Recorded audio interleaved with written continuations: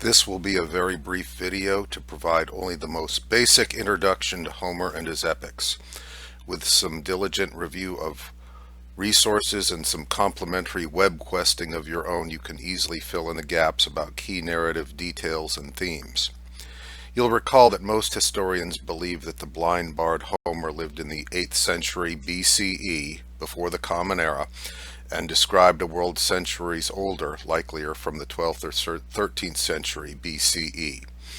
Basically, all we know about him is that he was likely blind and likely illiterate, given to spinning tales according to specific metric requirements we refer to as dactylic hexameter.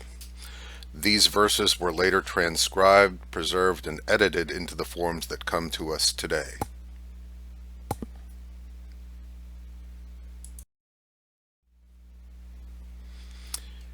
Here's some familiar information taken directly from the Module 1 overview slide. You now know, and might have already known, that Homer is known for his two great epics, the Iliad, or the epic battle over Troy, and the Odyssey, the laborious homeward journey of Odysseus after the battle's conclusion. You can easily build on this brief list of key details by doing some internet research and investigating some of the sources you've been linked to on your D2L checklist.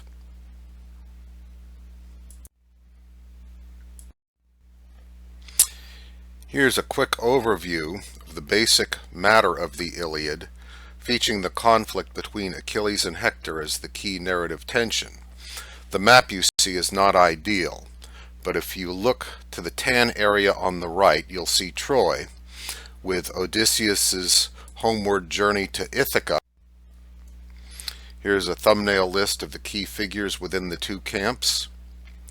The Argive besiegers, led by King Agamemnon and his brother Menelaus, whose kidnapped bride, the Helen of Troy, is identified as the cause of the Trojan War, and Achilles is identified as the great champion of their side, though Odysseus and Ajax play key roles. King Priam's son Hector feels ambivalent about his brother Paris's kidnapping of Helen, but understands his duty to defend Troy from its attackers.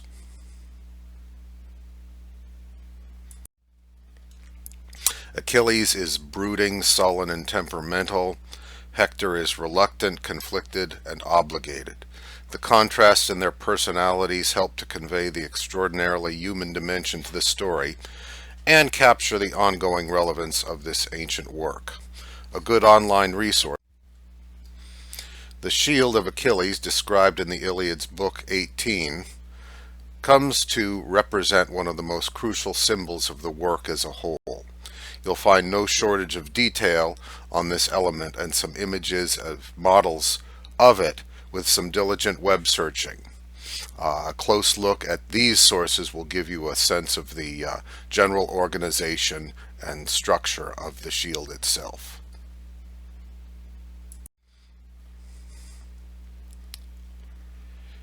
Here's a thumbnail overview of the Odyssey, which is no less engaging as an epic, connecting with some very different themes and offering some very different motifs.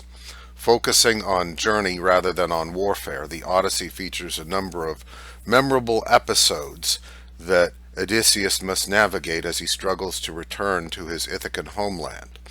Once there, he finds that his struggles are only beginning as he attempts to recover his estate from the unruly suitors and re-establish his marriage to his wife Penelope.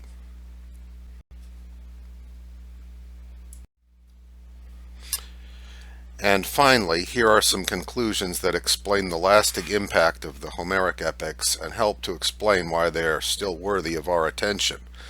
Please take a moment to pause and review this information, and keep it in mind as you read not only the selections from Homer's works that are linked to on your checklist, but also the ancillary materials that will help provide context and will further illuminate these most essential works within the Western tradition. Thanks for listening, and I hope you enjoy this week's readings.